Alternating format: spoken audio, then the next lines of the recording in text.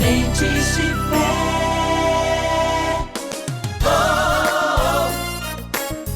Pastor Oídes José do Carmo. Gênesis capítulo 22, versículo 1. E aconteceu, depois destas coisas, que tentou Deus a Abraão e disse-lhe: Abraão, e ele lhe disse: Eis-me aqui. E disse: Toma agora o teu filho, o teu único filho, Isaque, a quem amas, e vai-te à terra de Moriá, e oferece-o ali em holocausto sobre uma das montanhas que eu te direi.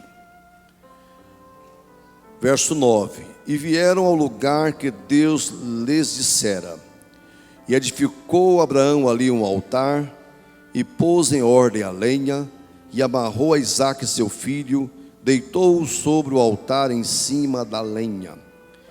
E estendeu Abraão a sua mão e tomou o cutelo para imolar o seu filho. Mas o anjo do Senhor lhe bradou desde os céus e disse: Abraão, Abraão. E ele disse: Eis-me aqui. Então disse: Não estendas a tua mão sobre o moço, e não lhe faças nada, porquanto agora sei que temes a Deus, e não me negaste o teu filho, o teu único.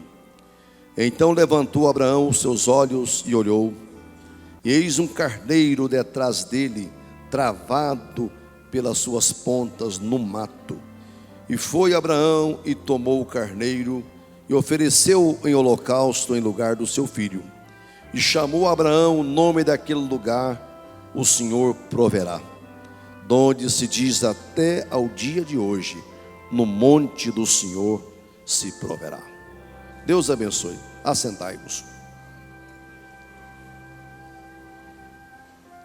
Muito bem, meus irmãos, tomo nessa oportunidade esse texto que é bem conhecido de todos os crentes, porque encerra aqui um testemunho tremendo de fé, porque é uma experiência maravilhosa que a Bíblia registra de alguém que obedeceu a Deus.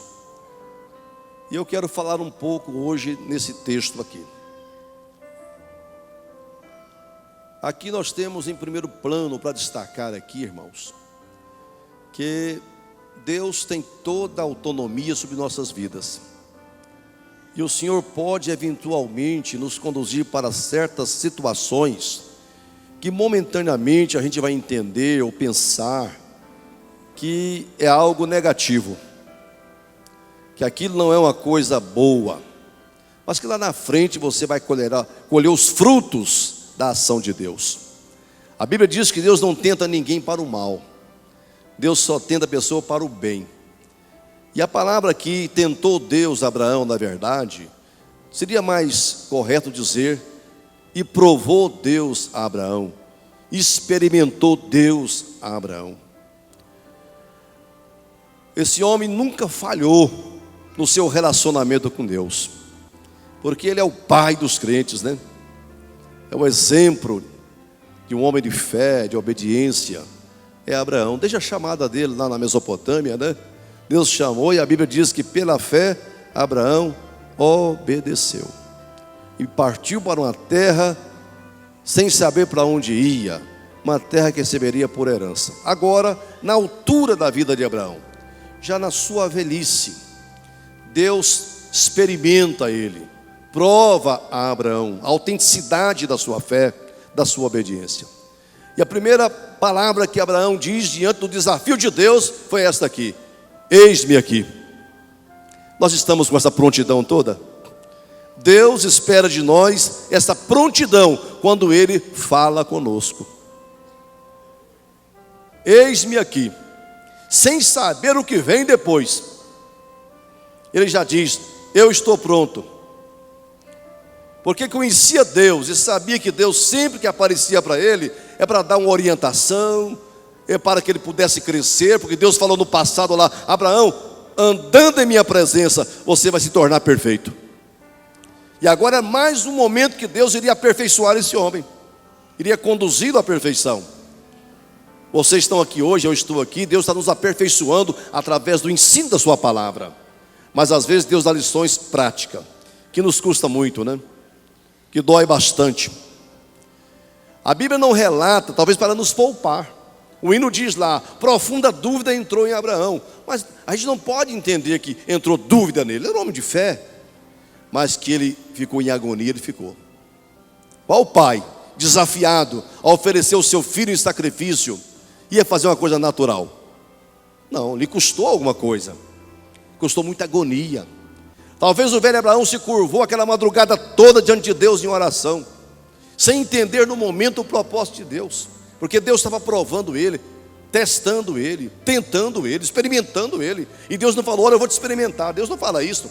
Deus não falou com Jó, Jó, se prepare porque o diabo, eu liberei ele para poder tocar em você. Não, Deus não avisou. Deus não avisou Abraão também a natureza, a causa por que ele estava procedendo daquela forma. E Abraão entrou em agonia, foi para a guerra. Sabe como ele acalmou o coração dele? E todo crente, irmão, quando está sendo provado por Deus, testado pelo Senhor, experimentado por Deus, precisa buscar a Deus até ele ter paz no coração. Lá na frente a Bíblia fala, lá em Hebreus, né, que Abraão sossegou, armado com o seguinte pensamento: Deus é poderoso para até dos mortos ressuscitar o meu filho. Aquilo trouxe para ele paz, a certeza que ele tinha que Deus era poderoso para tudo, inclusive para ressuscitar o seu filho. Embora Deus não escolheu esse caminho, né? Em relação a Jesus, que talvez foi a pessoa que sofreu mais agonia do que Abraão. E tem um paralelo aqui, tá? Jesus, no mesmo local onde Abraão levou o seu filho a sacrifício, Jesus padeceu uma grande agonia, lá no Getsemane, lá no Monte das Oliveiras. A Bíblia diz que Jesus entrou em agonia e orava intensamente ao Pai: Pai, se é possível, passa de mim esse cálice. Talvez Abraão tenha feito isso também, não é? Na agonia dele, contudo, não se faça a minha vontade, mas a tua, porque, irmão, Moriá é lugar de renúncia, é lugar de abnegação, é se curvar diante da vontade de Deus, porque o local é o mesmo. Moriá é um local que Deus escolheu para sacrifício. Moriá é lugar de sacrifício. Agora eu quero dizer para vocês uma lição, irmão. O que restou daquele local lá, do Moriá, local de sacrifício? Restou um muro, uma muralha, que pode ser chamada a muralha das lágrimas. Quanta gente viveu dias de glória, de adoração.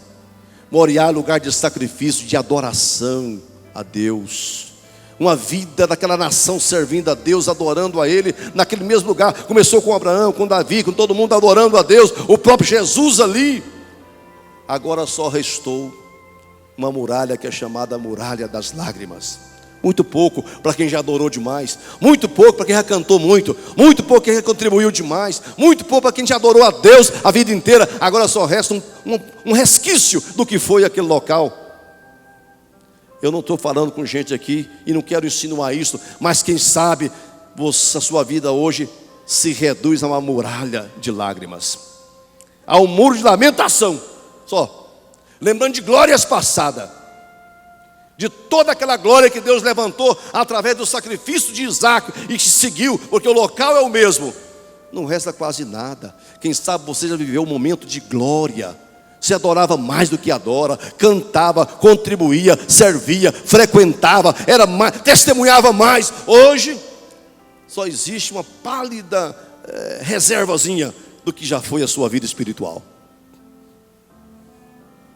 Isso nos ensina também esse local de sacrifício.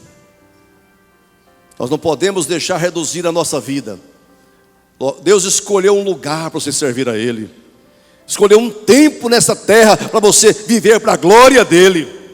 Não perca isso na sua vida. Está passando o tempo, está passando a hora, e você não pode deixar reduzir o Moriá a um muro de lamentação. Abraão provou que ali é um lugar de adoração, né? Lugar de sacrifício, lugar de pagar um preço. Davi e Moriá pagam um preço. Abraão pagou o preço da agonia. E eu sei que muita gente aqui já foi posto numa prova assim. Deus sempre, irmão, vai no ponto principal da gente. Oferece-me o teu filho, o teu único filho. Quer dizer, o teu melhor. A quem tu amas. A quem tu amas. Olha, se você oferece uma coisa e passa uma situação que não te custa nada, isso não é adoração, isso não é sacrifício. Onde é o seu Moriá? Por onde você tem passado? Onde é que Deus já te provou? Em que situação? Em que momento da sua vida? Em que local de trabalho? Em que viagem? Que você foi testado para mostrar o seu caráter cristão, sua fé em Deus, e você, graças a Deus, passou no teste. Moriá é lugar de adoração, é lugar de renúncia, de ser abnegado. É lá. Mas fique sabendo, meu irmão, que é aqui que Deus te quer. É na região do Moriá que Deus te trouxe. É para a casa dele, é para a igreja do Senhor. Deus livrou Isaac da morte, mas não livrou Jesus da morte. Não foi como Abraão pensou, mas agora se cumpriu em Jesus.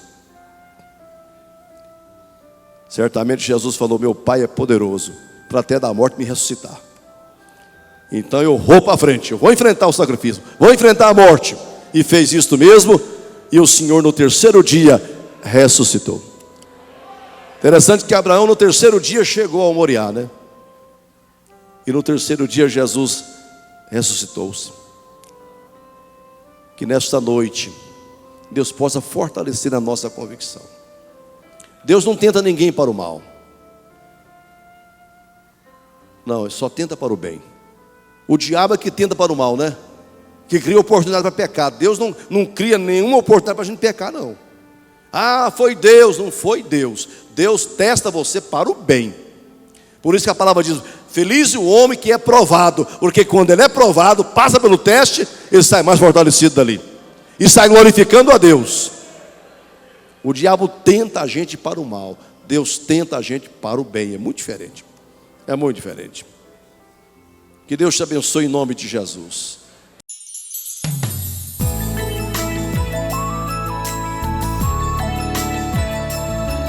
Sementes de fé.